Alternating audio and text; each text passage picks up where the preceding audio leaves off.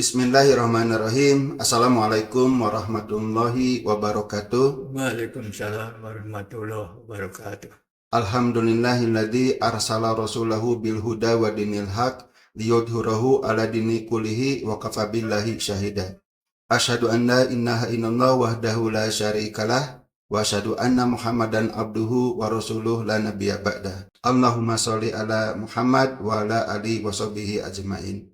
Alhamdulillah kita berjumpa lagi di episode podcast di Bina SHTV. Bersama kita ya telah hadir guru kita yaitu Pak Profesor Samsuri. Seperti biasa beliau akan membawakan sebuah formula kehidupan. Nah pada kali ini formulanya adalah formula bagaimana caranya supaya kita itu sukses dalam usaha, sukses dalam ikhtiar, ya berbagai ikhtiar. Nah formula itu disebut dengan sakti. Tanpa panjang lebar, kita persilahkan ya guru kita untuk menjabarkan apa itu sakti. Mungkin dimulai dengan garis besarnya Pak, apa itu sakti? Ya. Maka Pak, silakan. Baiklah, terima kasih banyak Pak Rahmat atas kesempatan ini. Para pemirsa yang Bapak cintai, Assalamualaikum warahmatullahi wabarakatuh. Waalaikumsalam warahmatullahi Salam wabarakatuh. sejahtera bagi kita semua. Insya Allah pada kesempatan ini seperti biasa Bapak akan menyampaikan satu formula kehidupan yang tujuannya itu kiat sukses usaha. Ya. Dan formulanya sangat mudah diingat, yaitu sakti. Ya, sakti itu orang yang punya kekuasaan, ya, punya kemampuan menciptakan sesuatu dan sebagainya. Nah, dengan kiat sakti ini yang terdiri dari 5 huruf, ya, mudah-mudahan dijadikan pegangan oleh kita bagaimana supaya kita sukses dalam bidang usaha. Nah, secara garis besar, Bapak sampaikan kiat sakti tersebut. S-nya itu adalah salam, senyum, santun, sabar, syukur, sedekah. Insya Allah, apabila ucapan-ucapan ini atau kegiatan ini sering kita lakukan, kita akan menjadi orang yang sakti, yang punya kemampuan untuk mewujudkan suatu kegiatan usaha. Kemudian yang kedua, A-nya itu adalah amal soleh. Amal soleh itu adalah amal yang bermanfaat bagi diri kita dan juga bagi orang lain. Seluruh pekerjaan yang kita lakukan itu juga adalah amal soleh. Membantu orang lain yang berkebutuhan itu juga amal soleh. Kemudian perilaku kita yang menyenangkan orang lain itu juga amal soleh. Jadi jangkauan amal soleh sangat banyak. Mari kita berusaha supaya waktu kita itu digunakan untuk beramal soleh. Kemudian yang ketiga, ya, kalau kita ingin menjadi orang sakti yaitu harus bisa berkolaborasi, bisa bekerja sama dengan orang lain. Kalau kita bekerja sendiri, kita tidak akan bisa mengerjakan pekerjaan yang besar. Ya. Tapi apabila kita bisa bekerja sama dengan orang lain, kita bisa melaksanakan pekerjaan-pekerjaan yang besar, yang banyak. Ya. Dan contohnya, kalau orang berorganisasi, biasanya melibatkan banyak anggota. Kalau anggota tersebut dipimpin oleh seorang pimpinan untuk melaksanakan satu kegiatan, pasti yang dikerjakannya bukan yang kecil-kecil.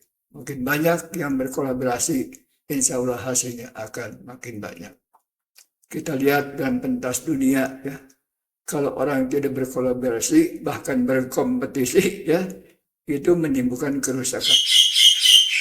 Contohnya di Ukraina, ya, sekarang di Timur Tengah, ya, itu mereka pada perang karena tidak bisa berkolaborasi. Mereka dua-duanya itu akan babak belur.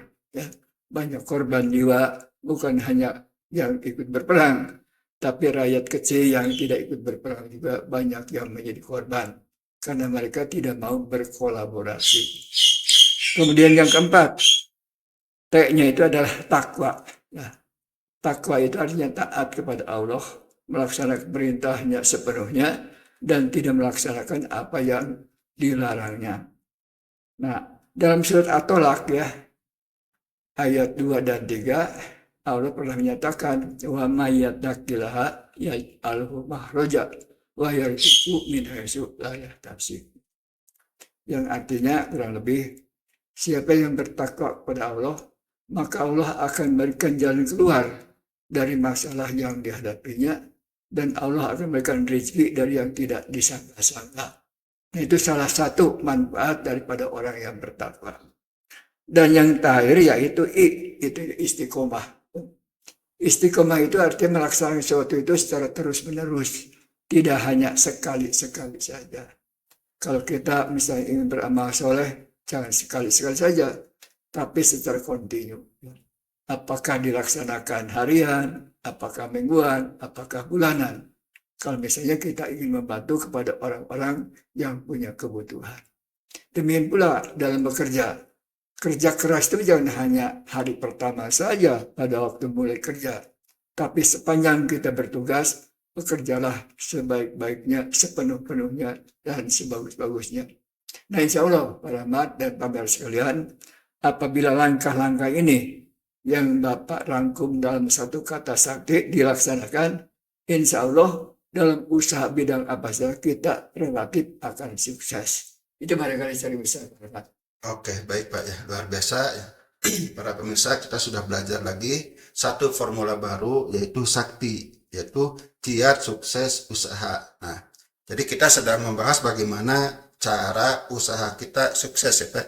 Nah, kita akan perdalam nomor 1 nih Pak. Salam, senyum, santun, sabar, syukur, dan sedekah. Nah, pertanyaannya apa nih Pak kaitan 6 hal ini dengan sukses usaha? Mangga Pak dijelaskan. Jadi apabila perilaku kita sering berhubungan dengan orang lain, kita lebih dulu mengucapkan salam, ya. Misalnya ucapan assalamualaikum, ya. Pasti kita akan dijawab dengan waalaikumsalam. Salam itu kan mendoakan orang lain supaya sejahtera. Ya. Nah, jadi orang yang biasa memberikan ucapan sejahtera pada orang lain, dia juga akan mendapatkan balasan yang sama, ya. Artinya komunikasi kita dengan orang lain akan baik. Ya. Yang kedua, ya jangan hanya ucapan salam saja. Kalau berhadapan juga coba kita tersenyum, ya. Sebab muka senyum itu akan menyehatkan balik diri kita dan juga menyenangkan orang-orang lain. Ya. Kemudian yang ketiga, kalau bicara itu yang santun, yang baik, yang enak didengar, ya. Jangan terlalu keras, jangan yang terlalu perlahan. Ya. Juga apabila kita akan memberikan nasihat, ya nasihatlah yang baik-baik, ya. Jangan dilakukan dengan kekasaran, ya. Itu tidak akan baik, ya. Kemudian yang selanjutnya, itu kita itu harus dibiasakan sobat, ya. Bahwa masalah yang kita hadapi itu memang banyak, ya. Makin tinggi posisi seseorang, masalahnya akan makin banyak, ya. Kadang-kadang orang menganggap menjadi pemimpin itu enak, ya. Bisa mendapatkan penghasilan besar, punya kuasa dan sebagainya. Tapi sebenarnya tanggung jawab itu sangat besar. Nah, tanggung jawab besar itu biasanya kita itu akan mendapatkan tantangan yang lebih banyak. Lebih-lebih dalam zaman demokrasi, ya. Itu rakyat itu berani ngomong keras dan sebagainya, ya. Mungkin memberikan kritik dan sebagainya, ya. Nah, kita harus sabar, ya. Harus menerima, ya. Jangan dilawan dengan kekasaran juga. Nanti akan terjadi benturan yang tidak akan menguntungkan bagi kedua belah pihak, ya. Kemudian yang ketiga, ya itu harus syukur, ya. Jadi dalam usaha kita itu kadang-kadang berhasil, kadang-kadang tidak, ya. Jadi usahakan dalam kondisi apapun juga kita bersyukur, ya. Kalau mendapat untung sedikit, bersyukurlah kepada Allah. Daripada rugi, kan lebih baik dapat untung sedikit, ya. Lebih-lebih kalau untungnya gede, ya, kita juga harus bersyukur, ya. Nah, tanda syukur itu bukan hanya dengan ucapan, tapi misalnya dengan tindakan, berbagi dengan orang lain. Itu akan lebih menyenangkan pada kita sekalian, ya. Dan yang terakhir itu sedekah, ya. Sedekah itu suatu perbuatan yang sangat dianjurkan oleh agama kita, agama Islam, ya. Bahkan Allah menyatakan setiap sedekah yang dikeluarkan itu akan mendapatkan balasan yang berlipat ganda, ya. Minimal 10 kali lipat. Bahkan ada ayat mengatakan sampai 700 kali lipat. tentu tergantung dari tingkat keikhlasan kita dan kita melakukan sedekah. Nah, usahakan sebagian dari rezeki yang diterima itu ya limpahkan pada orang-orang lain yang lebih membutuhkan. Kemudian yang kedua ya, yaitu amal soleh. Amal soleh itu adalah perbuatan baik. Perbuatan baik itu yang bermanfaat bagi diri kita dan juga bagi orang-orang lain. Amal soleh itu bukan dalam bentuk memberi saja, kerja keras untuk diri sendiri, untuk mendapatkan penghasilan bagi keluarga kita, itu juga ada amal soleh. Bisa juga bekerja dalam macam-macam pekerjaan ya, bisa jadi karyawan, bisa jadi manajer ya, bisa jadi politisi. Itu semua apabila dilakukan dengan baik, itu merupakan amal soleh yang akan mendapatkan pahala berlipat ganda. Kemudian yang ketiga ya, kita harus bisa berkolaborasi, bisa bekerja sama dengan orang-orang lain. Apa yang kita peroleh itu sebenarnya bukan sepenuhnya hasil kerja kita, tapi hasil atau bantuan dari orang-orang lain.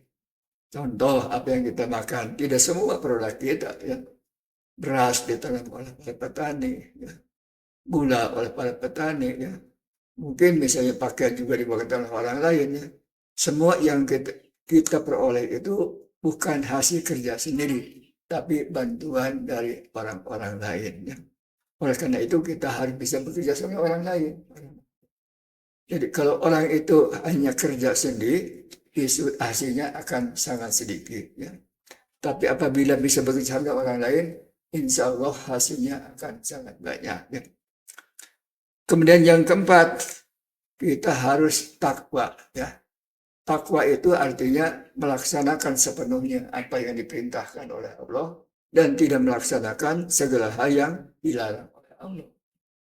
Pada surat At-Tolak ayat 2-3 disebutkan para mat dan para pemirsa, katanya wa may yattaqillaha yaj'alhu mahraja wa yarzuqhu min haitsu la yahtasib. Yang terjemahan bebasnya, siapa yang bertakwa pada Allah, Allah akan memberikan jalan keluar dari kesulitan atau masalah yang dihadapinya, dan Allah akan memberikan rezeki dari yang tidak disangka-sangka. Nah, oleh karena itu, mari kita berusaha menjadi orang yang takwa. Ya.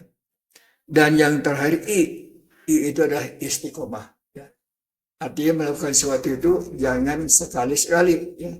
Tapi terus-terusan, jangan hejotihang dan bahasa Sunda. Hejotih itu mudah sekali berpindah pekerjaan, berpindah profesi, sehingga kita tidak menjadi seorang ahli. Ya.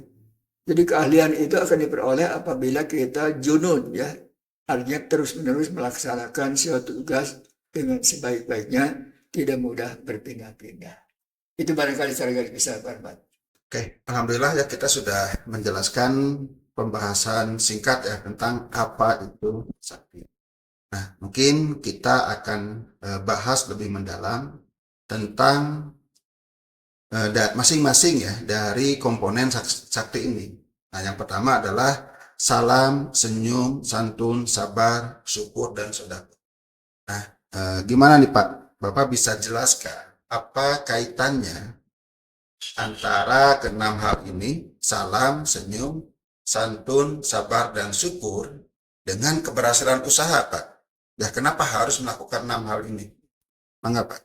Keenam itu adalah alat komunikasi. Jadi orang akan berhasil apabila dia bisa berkomunikasi dengan orang banyak.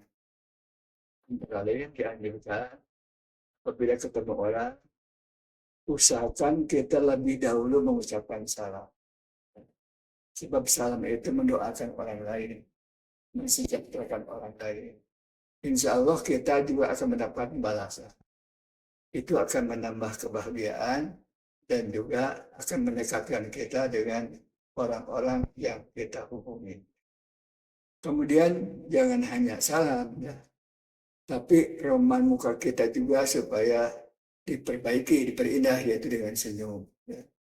Jadi senyuman itu adalah katanya suatu kegiatan dengan menggunakan energi yang paling kecil, ya, tapi berdampak paling besar. Yang ketiga, kalau bicara harus santun dengan kata-kata yang enak didengar, tidak terlalu keras dan juga tidak terlalu pelan.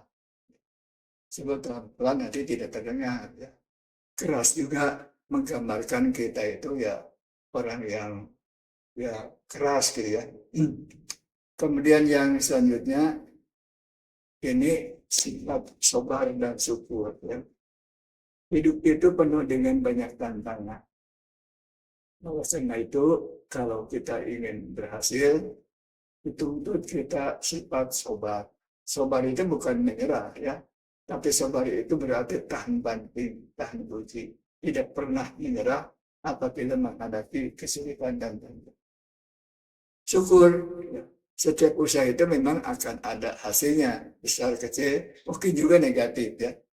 Kita bisa mensyukurinya ya, terimalah ya. Jadi meskipun kecil kita bersyukur, lebih-lebih kalau besar ya. Kalau misalnya juga kita tidak mendapatkan hasil juga, lebih baik bersyukur. Dalam orang Sunda itu ada yang namanya ya, kiat untung. Kalau sekalian ya. Jadi ini kiat untung itu ya. Kalau misalnya kita berkendaraan, kendaraan kita itu tersenggol orang lain ya, sedikit ya, dia untung ya, tidak terlampau berat ya, selesai. Katakan kerusakannya besar, kita tabrakan, untung kita masih selamat. Dengan kiat untung tersebut, maka kesulitan yang dihadapi kita itu bisa dikurangi.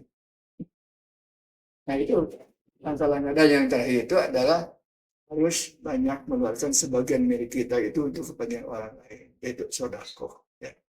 Sodako itu dianjurkan oleh agama kita. Ya. Bahkan bukan hanya dianjurkan ya, tapi diberitahu ya, sodako itu pahalanya berlipat ganda. Nah, minimal itu 10 kali lipat. Bahkan ada yang sebutan 70 kali, bahkan sampai 700 kali lipat. Tergantung dari keikhlasan kita dan taat dari sodako yang kita berikan pada orang. Itu barangkali saya bisa hormat. Nah, muncul pertanyaan gini Pak. Ini kan kata Bapak yang 6 hal ini ya, 6S ini, salam, senyum, santun, sabar, syukur, dan sedekah adalah alat komunikasi ya Pak. Nah, kadang suka ada orang Pak yang susah tersenyum. Bagaimana tuh Pak caranya? Ya paksakan saya, paksakan saya. Insya Allah apa yang dilatih ya. Kemudian motivasi bahwa senyum itu bermanfaat. Apa susahnya? Mudah caranya. Lidah aja simpan di atas langit-langit. Itu otomatis bentuk muka kita seperti senyum Pak. Ya. Lidah simpan di atas, otomatis ya. Ke bawahnya itu akan nampak ya bibir kita itu tersenyum. Itu barangkali kiatnya apabila kita susah tersenyum. Ya bagusnya senyum itu dari hati ya Pak, idealnya. Tapi kadang ada orang yang susah banget kalau senyum itu. Nah, Pak, kita langsung masuk bahas yang nomor 2 nih Pak, amal soleh. Nah, apa kaitannya atau apa ya sebab akibatnya amal soleh ini akan menjadikan usaha kita berhasil Pak? Amal soleh kan perbuatan yang baik. Perbuatan yang baik itu akan bermanfaat bagi diri kita dan juga bagi orang lain. Perbuatan baik itu ada perbuatan orang yang profesional, ya. Ya, artinya melaksanakan tidak asal melaksanakan, tapi berdasarkan profesi dia yang telah dipelajari sebelumnya. Otomatis ya, apabila beramal soleh, nanti hasilnya akan lebih besar dan akan mengarah kepada kesuksesan dan tidak besar. Begitu Pak. Oke, baik Pak, kita langsung masuk ke yang nomor 3 nih, tentang kolaborasi. Sejauh mana nih Pak pentingnya kolaborasi nih Pak dalam keberhasilan usaha? Usaha itu tidak sendirian, tapi akan berhubungan dengan orang-orang lain. Katakan usahanya usaha perdagangan. Ya. Orang sukses itu apabila dagangannya ikut laku kan, banyak yang membeli. Pembeli itu orang lain. Ya. Nah oleh karena itu kita harus berusaha kalau menjual barang itu sesuatu yang disukai oleh orang lain. Dan yang kedua harganya jangan terlalu mahal. Harus ada untung ya, tapi jangan berlebihan. Juga jangan sampai yang merugikan orang lain. Jangan ukurannya dikurangi, ya. Apakah timbangannya, apakah panjangnya, ya. Apa kualitasnya, ya. Apa yang kita katakan baik harus betul-betul baik. Ya. Katanya Nabi itu akan mencoba itu suka menyebutkan, ya. Yang ini harganya itu ada sekian, agak mahal. Yang ini lebih murah, alasannya karena ada cacatnya dan sebagainya. Nah itu harus begitu, Pak, ya. Jadi harus jujur, ya. Itu juga adalah amal soleh, ya. Perbuatan baik yang manfaatnya bagi diri kita sendiri dan juga bagi orang lain. Apa nih Pak bedanya kolaborasi dengan sinergi? Ya, ya kolaborasi itu artinya kita bekerja sama dengan orang-orang lain. Sinergi itu kan dampak, Pak, ya. Dampak sinergi dan dampak di kolaborasi akan ada sinergi, ya. Jadi apa yang dikerjakan oleh orang lain itu akan lebih efisien, lebih efektif. Jadi untungnya akan lebih gede. Tapi tetap saja ya sinergi itu dimulai dari kolaborasi. Tidak ada sinergi, tidak ada sinergi apabila tidak ada kolaborasi. Kita lihat di dunia ini Pak, ya, terjadi perang besar, ya, Rusia dan Ukraina. Ya. Karena mereka tidak mau bekerja sama. Jadi kalau mereka bekerja sama, ya, barangkali tidak akan menimbulkan korban lebih besar. Orang yang di Palestina, ya, yang di Israel, di Gaza, ya, balik kemana-mana, gitu, ya, itu korban sangat banyak. Pada apabila mereka bisa berkolaborasi, ya, artinya ya dua-duanya itu mendapatkan pengorbanan, tapi juga mendapatkan keuntungan. Nanti pengorbanan kita tidak terlalu besar. Sayang ya, bangunan yang begitu lama kita bangun dihancurkan, jembatan dihancurkan, ya. Hubungan baik menjadi material permusuhan. Itu tidak akan mengundang kebahagiaan di penderitaan, bahkan bisa berjangka panjang. Oke, baik Pak. Mungkin kita lanjutkan untuk mendalami tentang takwa nih, Pak. Surat At-Tolak ayat 2 dan nah, mungkin Bapak bisa menjelaskan ya kaitannya atau kenapa kita itu harus menjadi orang bertakwa kalau usaha kita ingin sukses. Mengapa? Orang takwa itu adalah orang yang melaksanakan sepenuhnya apa yang diperintahkan oleh Allah. Yang diperintahkan oleh itu sebenarnya kebaikan, tidak yang akan menimbulkan kerugian. Nah, orang-orang bertakwa itu juga tidak melaksanakan apa yang dilarang. Atau las, ya, dampak dari orang bertakwa. Jadi, maya takilah, ya, kalau makhraja, supaya ini versi. Jadi orang-orang yang bertakwa itu, ya, akan memberikan kepada Allah itu, memberikan solusi dari masalah yang dihadapi. Dan akan memberikan rezeki dari yang tidak disangka-sangka. Ya, oleh karena itu kita harus mau bertakwa. Karena takwa itu seolah memberikan jalan keluar dari setiap masalah yang tidak ada. Setiap orang itu pasti punya masalah. Dan pasti orang itu menghendaki ada jalan keluar dari masalah yang dihadapi. Nah, satu antaranya dengan takwa. Ya. Jadi kalau nurut kepada Allah, ya, melaksanakan perintahnya dengan sepenuhnya, insya Allah akan ada jalan keluar. Oke, ini yang terakhir ya Pak. Yang katanya paling sulit, yaitu istiqomah. Ya. Mengapa? Istiqomah itu artinya apabila kita berbuat baik itu jangan sekali-sekali saja, tapi terus-terusan. Jangan hejotihang kata orang Sunda ya. Hejotihang itu kalau dapat kesulitan pindah kerja, ya, pindah pekerjaan, pindah usaha dan sebagainya ya. Orang tersebut itu tidak akan bisa berkembang maju ya, karena tidak pernah tuntas apa yang diusahakannya. Ya. Katanya kan amal yang terbaik itu meskipun kecil terus-terusan. Meskipun besar kalau sekali-sekali itu amalnya tidak bagus. Ya. Katakan misalnya sodako ya, kalau setiap kita ke masjid keluarkan misalnya 1.000 rupiah ya, itu lebih bagus. Dia hanya sekali aja 100.000 gitu ya. Jadi karena itu istiqomah itu adalah perbuatan yang sangat dianjurkan. Ya. Karena berdampaknya itu sangat positif. Ya. Jadi memang langkahnya itu sedikit-sedikit, tapi kan sedikit akan menjadi bukti. Ya. Apabila kita melaksanakannya itu tidak sekali-sekali. Ya itu memang harus dilatih. Ya, bahkan kata Rasulullah nih Pak, Pas ditanya para sahabat kenapa rambut beliau itu memutih, beliau mengatakan ya saya itu memikirkan ya sebuah ayat yang membahas tentang istiqomah. Nah, dan banyak orang yang mengatakan ya di sanalah yang susahnya, istiqomahnya yang susahnya. Tadi Bapak mengatakan harus dilatih.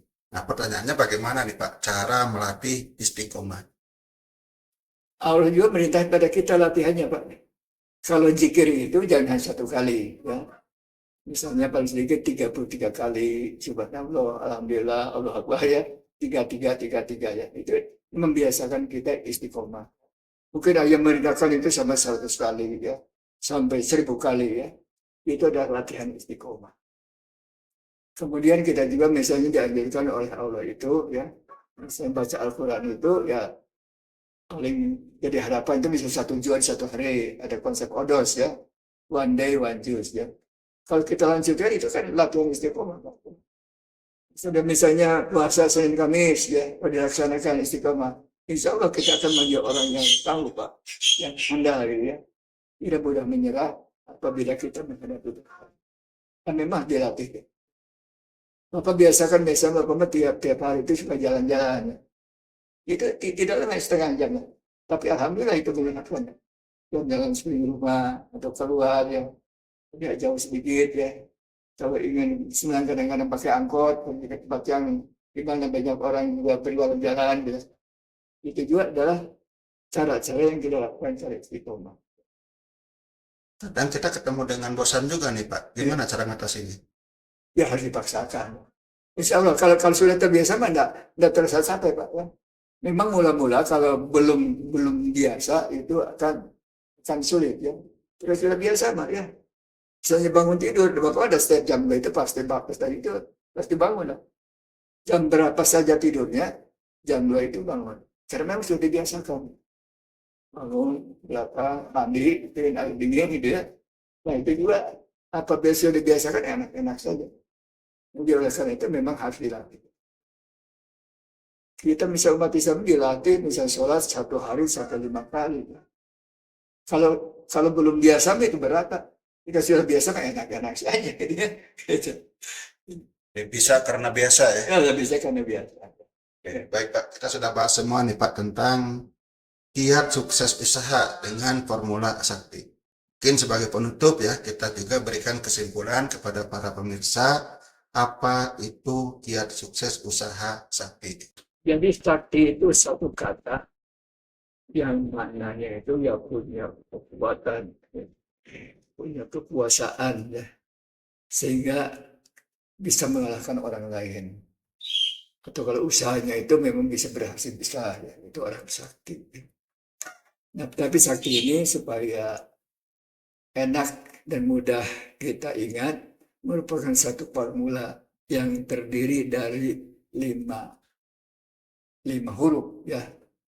Itu S-nya itu biasakan gitu, salam, senyum, santun, sabar, syukur, sedekah. Biasakan ini, ya, supaya kita menjadi sakti, ya. Yang kedua, amal itu harus amal soleh, jangan amal salah, ya. Amal soleh itu bisa dalam bentuk apa saja dan di mana saja. Bekerja di kantor itu amal soleh, menjadi seorang manajer itu amal soleh, jadi guru itu amal soleh, ya. Jadi amal soleh bukan dalam arti memberikan sesuatu pada orang lain dan untuk sedekah atau infak, ya. Tapi bekerja untuk kepentingan keluarga juga itu adalah amal soleh. Sepanjang kerjanya itu ada kerja yang baik, ya. Nanti akan mendapatkan rezeki yang baik atau rezeki yang halal, itu amal soleh, ya. Yang ketiga, K itu adalah kolaborasi atau kerjasama, ya. Jadi kita tidak pernah hidup sendiri di dunia ini. Kita kerjasama dengan orang lain itu sangat perlu, ya. Sebab dengan kerjasama itu tadi, ya, bisa menimbulkan sinergi, ya. Dengan kerjasama saja itu sudah akan memberikan keuntungan lebih besar dibandingkan kerja sendiri. Kalau dilanjutkan dengan sinergi, itu akan berlipat. Jadi manfaatnya makin besar bagi diri kita, bagi orang lain, dan bagi dunia. Nah, jadi kalau orang bekerja sama dengan baik itu bagi dunia juga akan mengamankan, ya. Jangan seperti sekarang banyak terjadi, ya, di dunia, ya. Ramai misalnya di Palestina, ya. perang sudah lebih dari 1 tahun ya, antara ya orang Yahudi dengan orang Palestina ya, bahkan melebar ke sana kemari ya, timbul korban yang sangat banyak. Coba kalau mereka itu bisa bekerja sama, ya, batu turin masih naik ya, ya tuntutan yang lainnya dipenuhi ya, tapi jangan terlalu tinggi ya. Insya Allah dengan demikian maka pengorbanan kita itu sangat kecil ya, kebahagiaan kita itu akan makin banyak ya. Dan yang keempat itu adalah takwa. Takwa itu artinya taat pada Allah sepenuhnya. Taat melaksanakan segala perintahnya dan taat tidak melaksanakan apa yang dilarang. Insya Allah, kalau kita pada Allah itu kita akan mendapatkan kebahagiaan. Bahagia di dunia dan mendapat surga akhirat. Ya. Itulah doa yang sangat singkat tapi sangat besar dampak dan manfaat. Yaitu doa sapu jagat. Pemirsa banyak-banyaklah membaca doa sapu jagat. Singkat padat ya, tapi mengatakan begitu besar bahagia di dunia dan mendapatkan surga di akhirat. Sudah, tidak usah minta apa-apa lagi. Kemudian yang terakhir itu istiqomah. Memang melaksanakan apapun juga kalau ingin sukses itu harus istiqomah. Jangan sekali-sekali saja. Memang tidak mudah menjadi istiqomah, tapi apabila sudah dibiasakan, ya, nanti jadi terbiasa. Ya. Kalau sudah terbiasa menjadi ringan kan.